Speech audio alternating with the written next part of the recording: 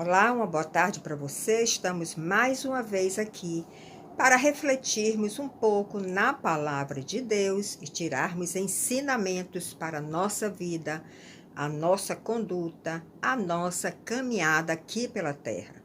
Então, eu te convido nesse momento que você abra sua Bíblia no Evangelho de João, capítulo 4. Eu já estou com a minha Bíblia aqui aberta e nós vamos ler, estudar, refletir um pouco sobre o evento da mulher samaritana.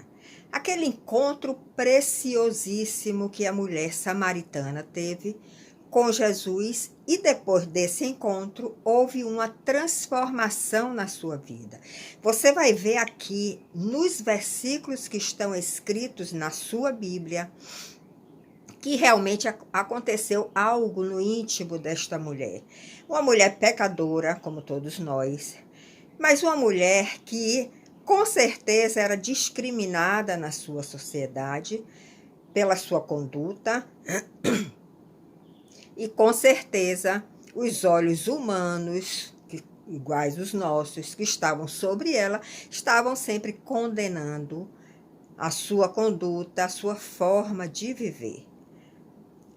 E, infelizmente, quando nós detectamos, uma conduta errada, automaticamente nós fazemos um julgamento. É algo instantâneo isso. Mas Jesus está realmente passando pela vida das pessoas para trazer a salvação e oferecer a água viva que ele ofereceu à mulher samaritana. Ele está querendo também passar por sua vida, pela minha vida, a cada dia, porque todos nós ainda temos pecados e precisamos desse encontro com Jesus. Então, o nome dessa mensagem é Um Encontro com Jesus. O encontro que a mulher samaritana teve com Jesus é também o mesmo encontro que você, que eu, que todos os pecadores da terra precisam ter com Jesus a cada dia, para que aquela área que está ainda em pecado seja limpa, seja purificada. Então, o que nós vemos nesse evento da mulher samaritana é que Jesus estava vindo com seus discípulos, ele estava vindo da Judeia e ia para a Galileia. E nesse caminho ele teria que passar por Samaria. E ele passou pela cidade de Sicar, que era onde essa mulher samaritana vivia. Com certeza, essa agenda de Jesus já estava programada pelo Pai, porque nada escapa ao controle do Pai. Nada escapa ao controle de Deus. E principalmente a vida de Jesus, ela foi toda traçada segundo um propósito definido pelo Pai. Assim como a sua vida, assim como a minha vida. Mas como Jesus era extremamente obediente ao Pai, ele tinha uma ligação íntima, não havia pecado que separasse um do outro, ele obedeceu rigorosamente toda a caminhada que ele teria que fazer nesta terra. E todo lugar que ele passou, toda palavra que ele disse, teve um propósito, teve um objetivo. Nós, às vezes, por termos ainda pecado em nós, nem sempre nós conseguimos ser obedientes como Jesus foi, literalmente obedientes. Então, às vezes, nós nos desviamos um pouco desse propósito do Pai. Mas fique atento, procure sempre buscar a Jesus para que cada vez Ele te limpe mais a sua alma. Purifique mais o seu coração, para que você não se desvie do propósito do Pai, porque é o pecado que faz com que nós desviemos do propósito do nosso Deus. Então, Jesus estava indo da Judeia para a Galileia, ia passar por Samaria, pela cidade de Sicar, e ele parou exatamente no lugar próximo ao poço de Jacó. E nesse momento que ele parou, ele estava cansado. todos estavam com fome, seus discípulos foram à cidade comprar alimento. E Jesus ficou ali, sozinho no poço de Jacó. E foi exatamente nessa circunstância que apareceu a mulher samaritana para tirar água deste poço e teve um encontro precioso com Jesus. Veja que Deus pensa em todos os detalhes. Ele afastou os discípulos, ele enviou a mulher samaritana naquele momento que Jesus estava ali descansando. Ele enviou a mulher samaritana para tirar a água, preparou todo o ambiente para que a mulher samaritana, que nós não sabemos o seu nome, desfrutasse da salvação de Deus, tivesse um encontro com Jesus a ponto de transformar o seu íntimo, a sua vida, e ter os olhos abertos, porque ela reconheceu realmente que ele era o Cristo que ela estava esperando. Vamos ver isso nos versículos, em alguns versículos que eu vou ler para você, mas se você ler o capítulo 4 do Evangelho de João, leia atentamente cada versículo, que você vai tendo uma ideia de como tudo aconteceu.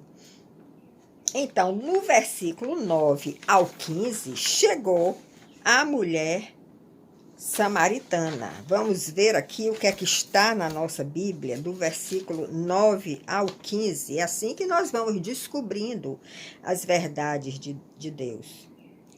Então, no verso 6 diz: estava ali a fonte de Jacó, e cansado da viagem, assentara-se Jesus junto a essa fonte, por volta da hora sexta. Nisto veio uma mulher samaritana tirar água. Disse-lhe Jesus: dá-me de beber, pois seus discípulos tinham ido à cidade para comprar alimentos. Então aí está claro que Jesus estava sozinho. Então lhe disse a mulher samaritana: como sendo tu judeu, pedes de beber a mim, que sou mulher samaritana? Porque os judeus não se davam com os samaritanos. Existia um conflito entre esses dois povos. Eu já falei um pouco sobre isso no podcast Vera Reflexão, no Instagram Vera Reflexões. Você pode ir lá e ouvir, porque o conteúdo muda sempre. Sempre tem algo a mais que foi acrescentado, porque a palavra de Deus é assim. Quanto mais a gente fala, quanto mais a gente estuda, mais coisas vão surgindo no nosso coração, dado pelo próprio Deus. Então, a mulher samaritana estranhou porque Jesus pediu a ela água, porque os samaritanos não se davam com os judeus. Agora, os samaritanos eram um povo mestiço, misturado. Tinha neste povo também alguns judeus que estavam nessa expectativa da chegada do Messias, na vinda do Cristo, do Salvador. E essa mulher estava incluída neste grupo.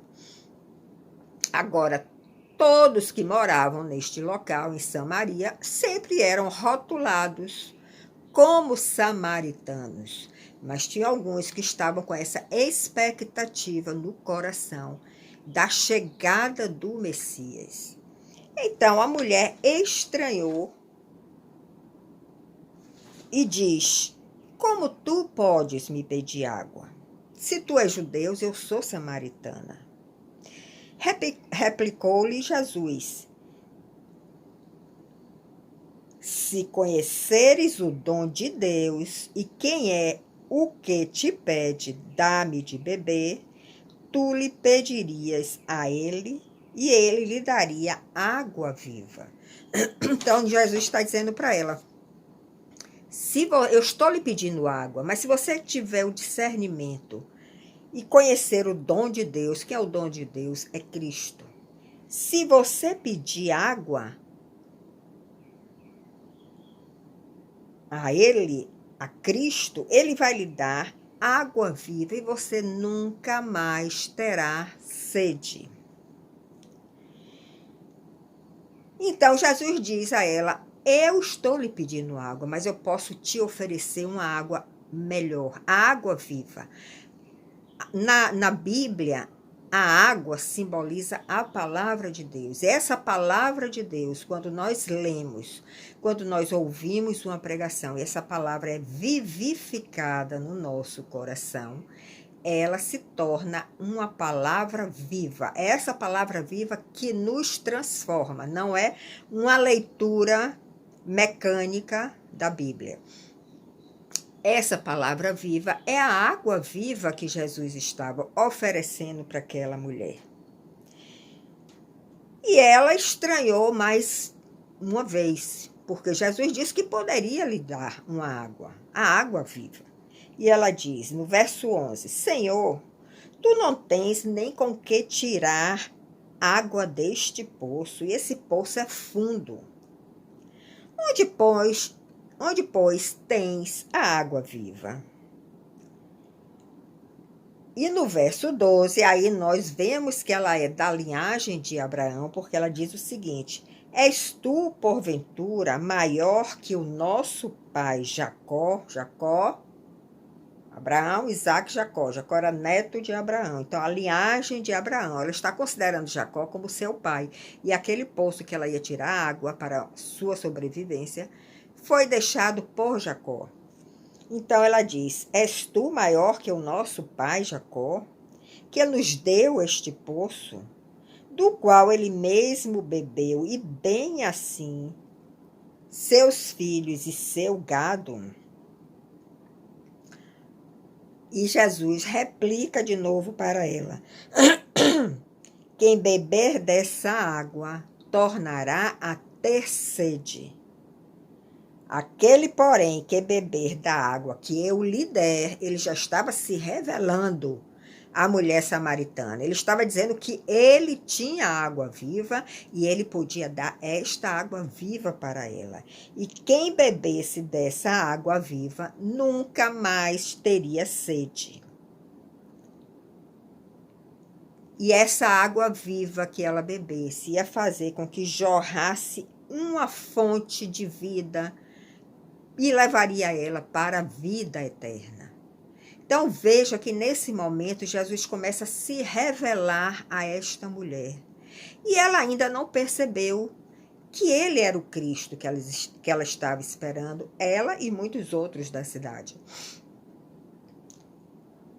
E aí ela fala de novo para Jesus, Senhor, dá-me dessa água para que eu não mais tenha sede, nem precise mais vir aqui nesse poço buscar água, porque era um trabalho árduo, era um trabalho duro, você carregar baldes de água e pegar essa água no poço para levar à cidade, caminhando, sem transporte, um trabalho muito duro, principalmente para uma mulher. Então, quando ela viu aquela oferta de uma água viva que ela ia receber, e que ela nunca mais precisaria tirar água naquele poço, e que essa água viva a levaria para a vida eterna, ela ficou cada vez mais surpresa com o que ela estava ouvindo. E aí Jesus disse a ela, vai e chama teu marido e vem cá. Vá buscar o seu marido e volte aqui. Então ela lhe respondeu, eu não tenho marido. E aí Jesus disse, bem disseste que não tens marido, porque 5 maridos já tiveste, e esse que agora tens não é o teu marido.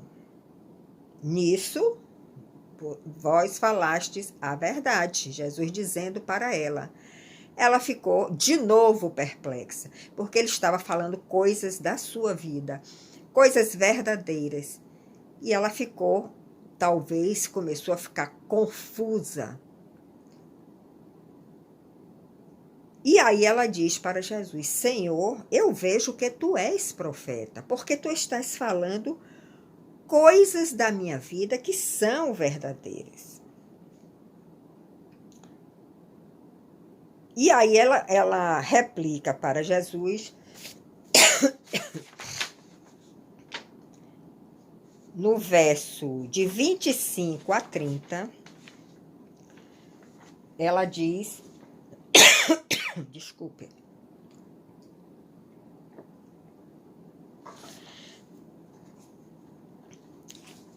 Enquanto ela está nesta conversa com Jesus, chegaram os seus discípulos, viram que ele estava falando com uma mulher e ele estava sozinho com ela. E naquela época não era aceitável, não era normal um homem ficar com a mulher em público conversando sozinhos. Os discípulos viram isso, mas não falaram, não comentaram nada.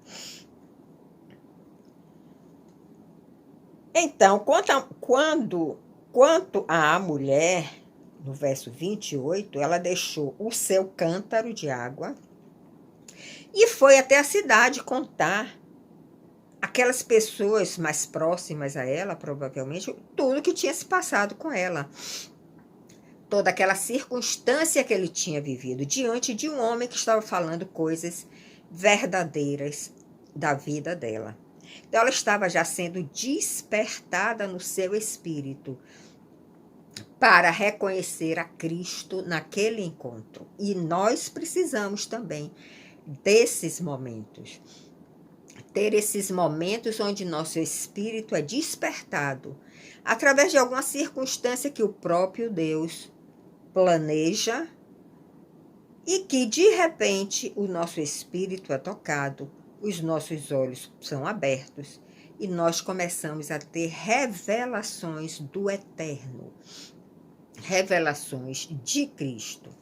Então ela foi até a cidade, isso está no verso 29, e disse: vinde comigo, venham comigo, e veja o homem que me disse tudo quanto tenho feito. Tudo que ele falou da minha vida foi verdade. E aí ela coloca esse questionamento diante desse pessoal da cidade que ela estava convidando para conhecer a Jesus. Será este, porventura, o Cristo? Então, por essa pergunta dela, nós vemos que ela estava realmente na expectativa de um encontro com Cristo, da vinda de Cristo. Ela tinha essa expectativa no coração. E o Pai planejou todo esse momento, toda essa circunstância, para que o seu espírito fosse despertado, os seus olhos fossem abertos, e ela ter dito exatamente isso: será este, porventura, o Cristo? Então, essa expectativa de encontrar o Cristo em algum momento, de encontrar a Jesus em algum momento, não era só dela, mas era de outros que habitavam, que moravam nessa cidade. Desculpe, porque minha garganta hoje está difícil. Então, todos que ela ouviram, né, essa mensagem dela, que tinha encontrado um homem que era profeta, que tinha falado coisas verdadeiras da vida dele, da vida dela, e essa dúvida que saltou do seu coração: será ele, porventura, o Cristo? Essas pessoas também estavam com a mesma expectativa dessa mulher samaritana, porque eles foram até Jesus para confirmar tudo que ela estava falando. Então, no verso 30, nós lemos: saíram, pois, da cidade e vieram ter com ele, com Jesus.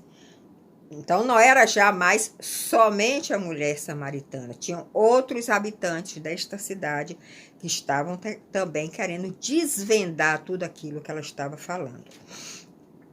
31. Nesse íntere, os discípulos lhe rogavam, dizendo: mestre, come. Porque Jesus também estava ali, apesar de ele estar cansado, porque eles faziam essas viagens sempre caminhando, não tinha meio de transporte, provavelmente ele estava com fome, como os discípulos também, e os discípulos começaram a dizer: mestre, come. Mas ele estava também tão envolvido nas circunstâncias, querendo tocar realmente naquela mulher, querendo tocar nos habitantes daquela cidade, que nem fome ele se deu conta que estava passando. E aí ele diz para os discípulos, no verso 32, Uma comida tenho para comer que vós não conheceis. A minha comida, verso 34, a minha comida consiste em fazer a vontade daquele que me enviou e realizar a sua obra. Então, ali Jesus viu que naquele momento, o Deus que se fez homem, o Deus que se despojou, deixou a sua glória e foi crescendo em estatura, em sabedoria, em graça, e que tinha uma ligação plena, a plenitude do Pai estava nele, o Espírito Santo estava sobre ele, não tinha qualquer pecado. Naquele momento, ele teve a convicção completa de que realmente ele estava fazendo a vontade do Pai. Ele estava salvando ali uma pessoa, salvando uma cidade. E ele diz: a minha comida consiste em fazer a vontade daquele que me enviou e realizar a sua obra. Essa também deve ser a nossa comida, fazer a vontade do Pai e realizar a sua obra diante de pessoas que ele coloca, em pessoas que ele coloca diante de nós, nas circunstâncias que ele nos envolve, para que nós manifestemos o Cristo que está em nós. Essa também deve ser a nossa comida, apesar de nós ainda sentirmos a necessidade de alimentar o nosso corpo físico. E quando Jesus olhou para aquela mulher, olhou para aquele povo que estava vindo saber o que é que estava acontecendo, quem era aquele profeta, olhou para aquela cidade, ele diz no verso 35, não dizeis vós que ainda há 4 meses até a colheita, porque era um povo agrícola, eles estavam esperando a colheita. Mas ele estava vendo que ele já estava podendo colher ali, naquele instante, corações, vidas para a eternidade. Então ele diz: eu, porém, vos digo, erguei os vossos olhos e vede os campos, pois já branquejam para a ceifa. Jesus, nesse momento, percebeu que ali era o momento exato para levar a salvação àquele povo, para levar a salvação àquela cidade. Agora aí tem um ponto muito importante, porque muitas vezes nós queremos forçar essa salvação na vida do outro, mas o outro ainda não está preparado. O campo ainda não está branco, não está ainda no momento da colheita. Então você vai falar, você vai ministrar a palavra, você vai falar do evangelho, mas a pessoa não vai se dar conta. Seus olhos não são abertos, seu coração não é tocado, porque ainda não chegou o momento daquela pessoa experimentar a salvação. Mas nesse evento aqui, Jesus enxergou isso. Os campos já estão brancos para a colheita. Ele já ia colher frutos, tanto da mulher samaritana, como de outros habitantes daquela cidade lá em Samaria. Então, nós precisamos também desenvolver essa sensibilidade. Se você tem, inclusive, alguém na sua família, um filho, um marido, a esposa, familiares, que você sente uma angústia de levar a salvação até essas pessoas, continue orando por eles.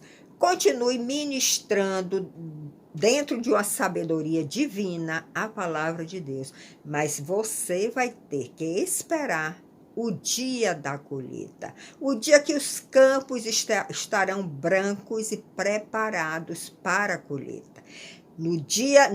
Nesse dia, quando chegar, você vai ver que essas pessoas vão serem vivificadas no seu espírito, vão ser despertadas no seu espírito, seus olhos vão ser abertos para ver o Cristo que está em você, porque foi isso que aconteceu com a mulher samaritana. Ela foi tocada no seu espírito, tanto que ela saiu correndo para avisar os outros habitantes daquela cidade. E ela teve os seus olhos abertos. Então, nós precisamos ter essa sensibilidade. Não ache que porque uma pessoa da sua família, do seu rol de amizade, não foi tocado ainda, continua no seu caminho de pecado, você deva perder as esperanças e condenar ele ao inferno. Não é assim que Jesus age. Jesus olha, ele ministra a palavra com sabedoria.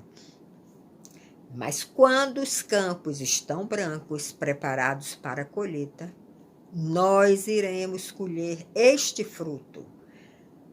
O nosso papel é nos santificar cada vez mais, nos purificar cada vez mais.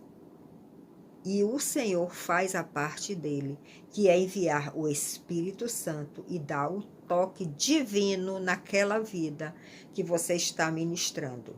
Agora, não ache que vai ser na primeira vez, nem na 10ª vez, nem na 100ª, nem na 1000ª. O ladrão que estava ao lado de Jesus, ele foi tocado pela palavra de Jesus, que estava sendo crucificado como malfeitor, mas ele recebeu o toque divino e foi salvo. Um deles, o outro, não reconheceu, não teve os olhos abertos para reconhecer que Jesus era o justo, que Jesus era o salvador da sua vida. Então, essa mensagem que eu quero deixar para vocês. Não vamos achar nem condenar ninguém, porque não ouviu e não escutou a nossa ministração, a nossa palavra, as nossas exortações. Você tem que continuar fazendo isso, com sabedoria.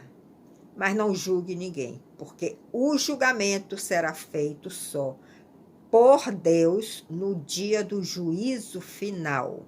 Alguém que você está clamando muito pode não se converter agora, mas pode se converter daqui a 10, 20 anos e outras pessoas colherem esse fruto.